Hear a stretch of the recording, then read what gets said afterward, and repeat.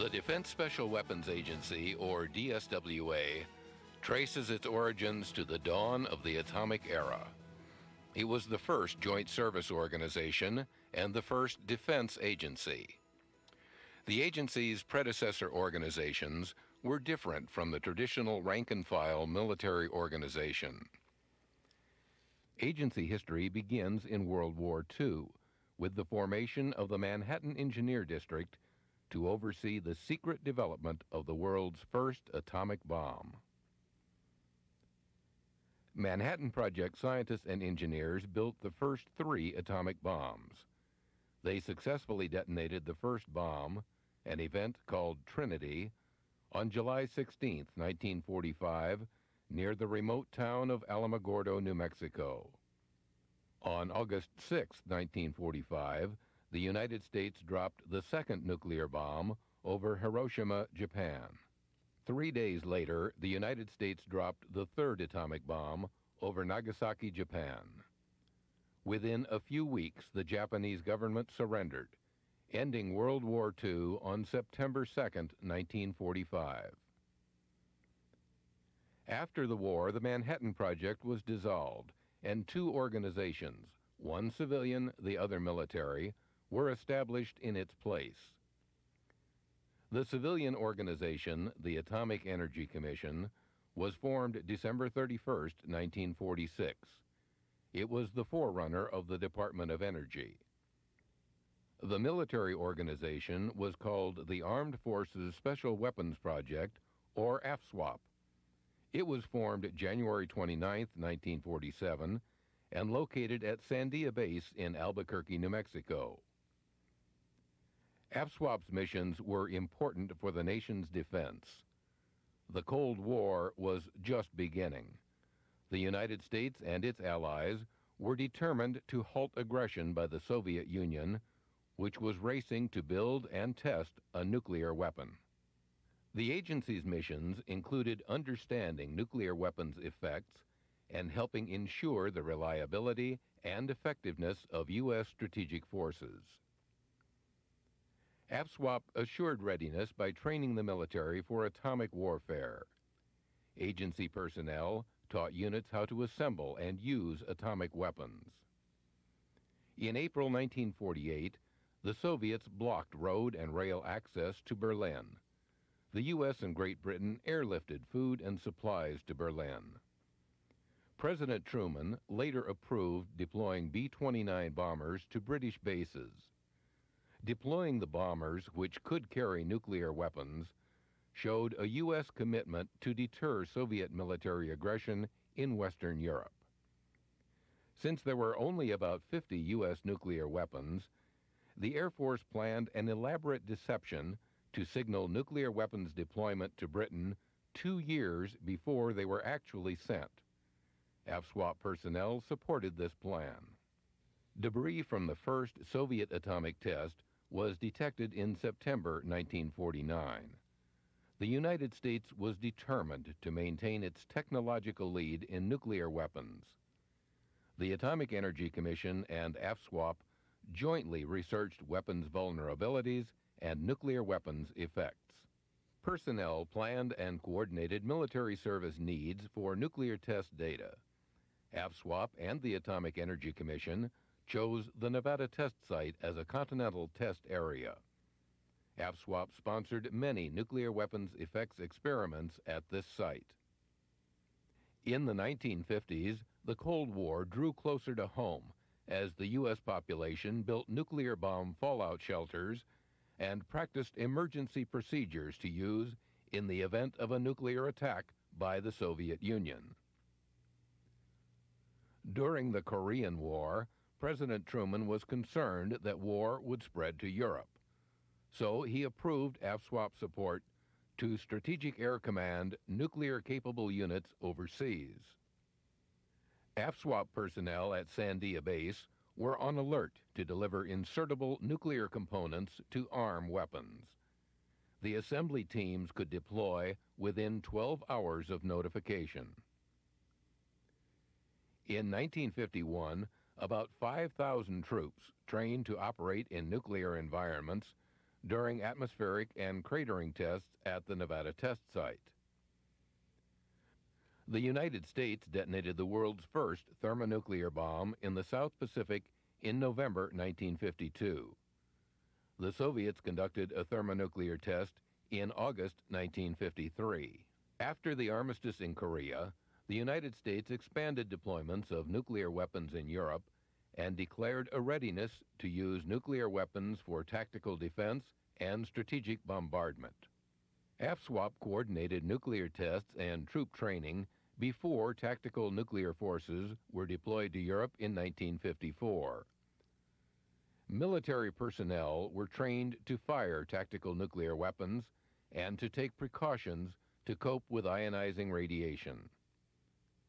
At that time, AFSWAP began maintaining a centralized reporting and accounting system to account for the status and location of all nuclear weapons at all times.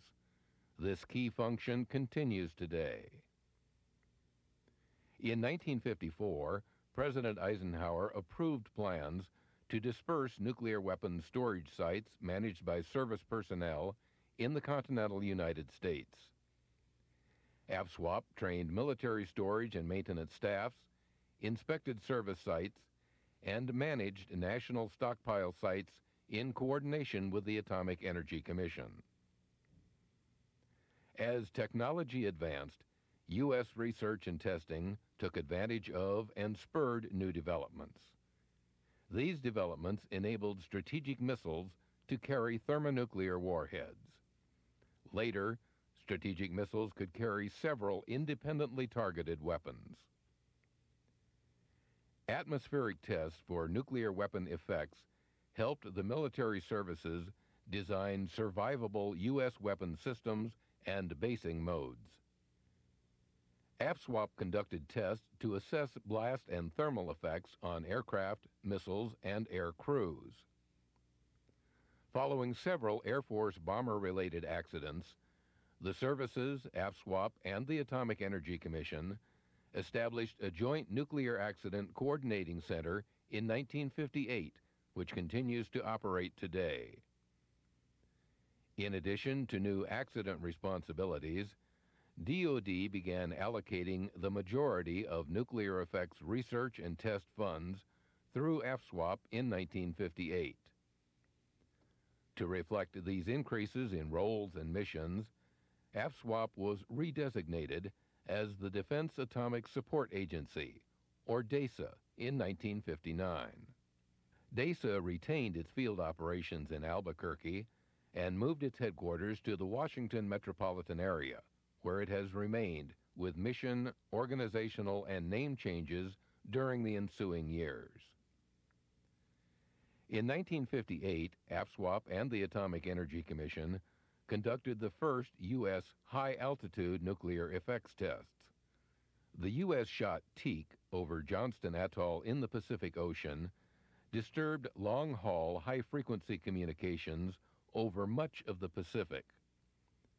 Operation Argus in the Atlantic Ocean showed that radiation in space could cause satellite semiconductor circuits to degrade and fail. To ensure weapon systems could survive nuclear attacks, DASA conducted experiments on cratering, air blast, and ground shock at the Nevada test site and elsewhere. Later in the 1960s, DASA supported the Air Force in designing hardened silos. The United States and the Soviets established a nuclear test moratorium in 1958. However, the Soviets unexpectedly resumed atmospheric testing in 1961. Agency scientists first analyzed the effects of nuclear weapons on underground facilities in 1961, when the White House requested an assessment of the alternate National Military Command Center at Fort Ritchie, Maryland. Concern about the vulnerability of missile guidance systems, reentry vehicles, and nuclear warheads grew as more was learned about the effects of X-rays on materials and electronics. The 1962 underground test Marshmallow confirmed radiation could damage space and missile system components. Subsequent tests resulted in retrofits for some existing strategic missile systems and designed-in hardening for later systems. As multiple independently targeted strategic missiles began development, underground tests and above-ground simulators were planned to investigate their vulnerability to X-ray effects. Atmospheric nuclear weapons tests in 1962 caused upper atmosphere disturbances, reconfirming that radiation could interfere with radio and radar communications. The military became concerned about its communication satellites, its early warning, and anti-ballistic missile radars. A 1962 high-altitude atmospheric nuclear test series confirmed electromagnetic pulse effects predicted by earlier DESA research. The Starfish Prime nuclear test generated a surge of electromagnetic energy that shorted out street lamps on Hawaii about 800 miles away. DESA was the center of expertise in the design of communications and command systems that could withstand electromagnetic pulse effects. President Kennedy and Russia's Premier Khrushchev signed the Limited Test Ban Treaty in 1963, banning nuclear testing in the atmosphere, in outer space, and underwater. DESA had already conducted tests underground. The last U.S. atmospheric test occurred at Johnston Atoll in the Pacific on November 4, 1962. DESA designed and funded many weapon system survivability tests. While DESA conducted some underground nuclear tests to investigate air blast and ground shock effects, the bulk of the underground tests were dedicated to investigate radiation effects on electronics, materials, and systems. Underground tests assured missiles under development were hardened against nuclear effects. Tests often showed the systems needed to be redesigned to survive a nuclear environment. DESA scientists also developed radiation simulators to assess electromagnetic pulse, gamma ray, and X-ray effects. The agency conducted less costly, large-scale or kiloton-size conventional high-explosive test beds to simulate nuclear air blast and ground shock effects. In 1966, an Air Force plane carrying nuclear weapons crashed near Palomares, Spain. DESA coordinated emergency response to remove radioactive debris and recover the weapons. In 1968, an Air Force nuclear weapons accident occurred near Thule, Greenland. DESA oversaw Air Force decontamination efforts that removed 237 tons of radioactive ice and debris from the B-52 crash site. In 1971, the agency was renamed the Defense Nuclear Agency, or DNA. Since then, DNA sponsored all U.S. nuclear weapon effects tests. One test exposed a defense satellite communication system mock-up to nuclear effects. The unique vertical line-of-sight test configuration exposed the satellite in its vacuum chamber, which was then rapidly pulled away prior to the collapse of the underground cavity and the formation of the subsidence crater at the surface. As ballistic missile accuracy improved, DNA assessed new protective structures for the United States and studied potential vulnerabilities of Soviet-hardened targets. The Silo test program, originally intended for Soviet target assessment, provided insights for super-hard silo designs for basing U.S. intercontinental ballistic missiles. DNA operated and sponsored service operation of radiation simulators. The simulators provided radiation testing for military system components. The agency is constructing its newest X-ray simulator, Decade, at Arnold Engineering Development Center in Tennessee. DNA also provided community test beds where the military and others could test their equipment, communications, and structures against simulated nuclear weapon effects in high explosive tests. In 1994, the agency completed the Large Blast Thermal Simulator at White Sands Missile Range, New Mexico, for repeatable, full-scale thermal and blast testing. Agency scientists participated in joint working groups for NATO that provided a forum to model tactics, exercise scenarios, and military force mixes. These activities helped convince NATO allies of the importance of force modernization to offset the larger Warsaw Pact conventional forces. DNA managed a joint federal effort to clean up radioactive debris from the atmospheric nuclear testing era on Eniwetok Atoll. Workers moved tons of contaminated soil to an atmospheric nuclear test crater and entombed it under a concrete cover. During this operation, DNA developed robotic radiation monitoring equipment, later used in site remediation activities at Johnston Atoll and the Nevada test site. DNA scientists improved their understanding of communications disruptions from nuclear effects in the atmosphere through satellite observations and computer modeling. They also developed steps to mitigate such disruptions and disturbances. As electronics became more sophisticated, tolerance to radiation decreased. The agency encouraged the services to adopt radiation-hardened microelectronics components. DNA supplied data on hardening against radiation and electromagnetic pulse effects to support the design of more survivable space systems, ground-based communications, and command, control, and communications networks. DNA responded to presidential initiatives to procure survivable command, control, and communication systems and assure continuity of government in wartime. These programs incorporated designs to cope with nuclear effects. DNA evaluated Earth-penetrating weapons to hold at risk Soviet-hardened underground command, control, and communications facilities.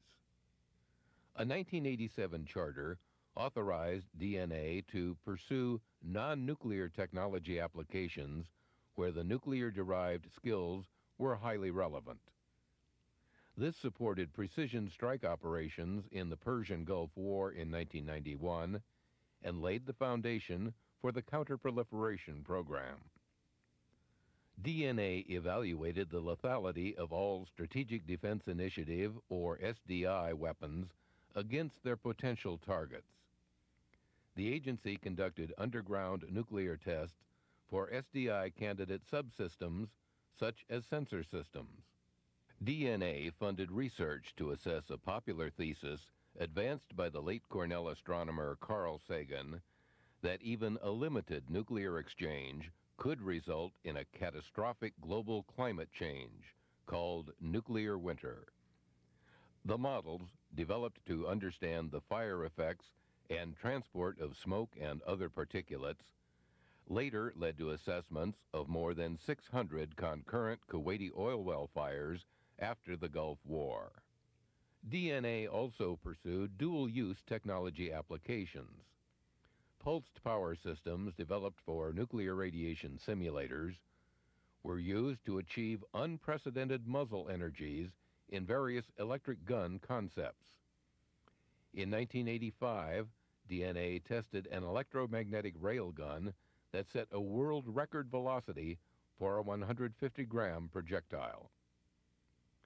In a joint program with the Navy, DNA developed an electrothermal chemical propulsion concept that doubled the range of standard Navy 5-inch guns.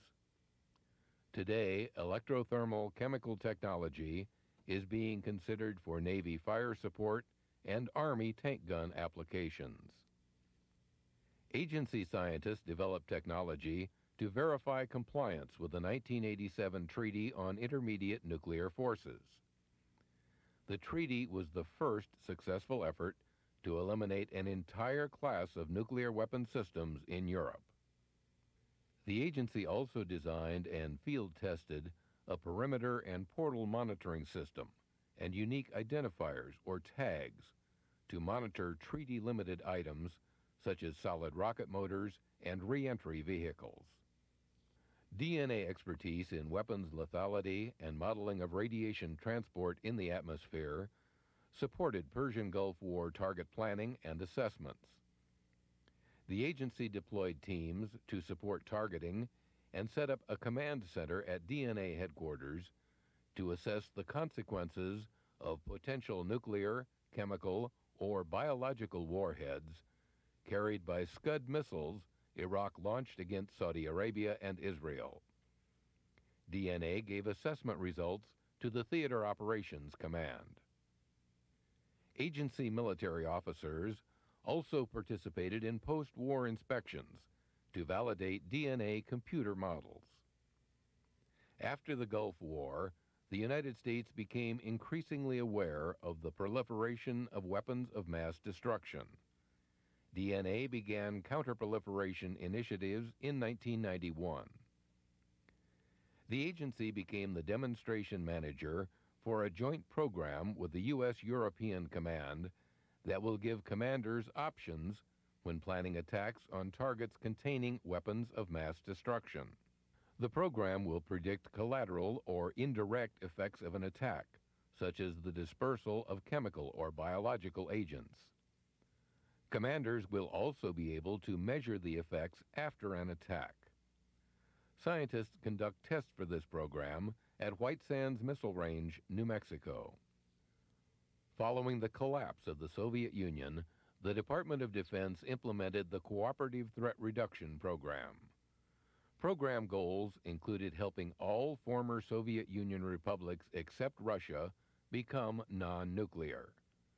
This goal was achieved in November 1996. DNA implemented the program for the Defense Department.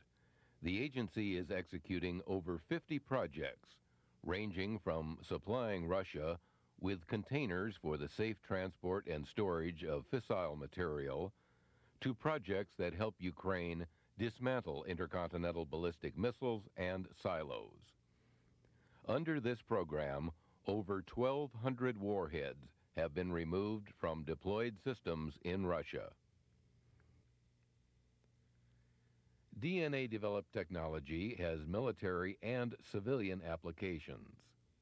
The agency has provided calculations on how structures respond to blast to law enforcement agencies investigating terrorist events, including the 1993 World Trade Center and the 1995 Oklahoma City bombings. The agency also assessed the 1996 bombing of a U.S. military housing complex in Dhahran, Saudi Arabia, for the Pentagon. Scientists have also adapted nuclear effects models into an award-winning computer program to predict damage from hurricanes and other natural disasters. The program assists the Federal Emergency Management Agency and other relief organizations in concentrating disaster relief operations where they are most needed. Following the breakup of the Soviet Union and the end of the Cold War, DNA underwent several reviews to determine its continued relevance in the post-Cold War era. The Defense Department determined that the agency continued to be necessary.